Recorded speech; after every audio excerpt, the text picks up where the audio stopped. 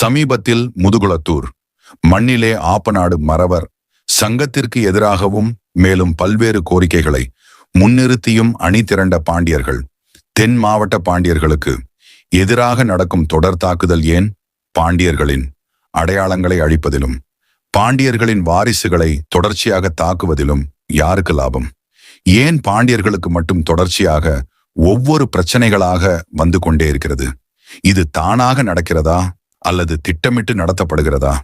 உலக தேவேந்திர குல வேளாளர்களின் உயிர் நாடி ஒற்றை கோரிக்கையான பட்டியல் வெளியேற்றத்தை ஏன் மத்திய அரசு இதுவரை செய்யவில்லை? நான் நரேந்திரன், நீங்கள் தேவேந்திரன் என்று சொன்னீர்கள். பாராளுமன்றத்தில் முதல் முறையாக எந்த சாதிக்கும் இப்படி இல்லாத அளவுக்கு பெருமையாக பேசினீர்கள். சமூகமும் உங்களை நம்பி தமிழகத்தில் தாமரையை மலர வைத்தது. நன்றி நன்றி நன்றி என்று அதிகமான போஸ்டர்கள் பேனர்கள் ஒட்டினார்கள். ஆனால் இவ்வளவு வரலாற்றிற்கு சொந்தக்கார இனமான தேவேந்திரகுல வேளாளர்களை ஏன் இன்னும் பட்டியல் பிரிவிலிருந்து நீக்கவில்லை? பட்டியல் பிரிவிலிருந்து ஏன் எங்களை நீக்கவில்லை என்று முன்பை போல வீரியமாக எந்த தொடர் இயக்கங்களோ செயல்பாடுகளோ நடக்காமல் இருப்பது வேதனையின் உச்சம்.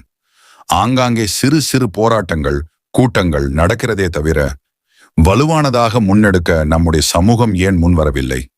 முதுகுளத்தூர் மல்லர்களின் முக்கிய கோரிக்கையாக உணர்வாக அலைக்கடலென திரண்டு வருகிறார்கள். ஆனால் தேர்தல் நேரத்தில் இந்த கோரிக்கையை முன்னிறுத்தி சரியாக வாக்களிப்பார்களா?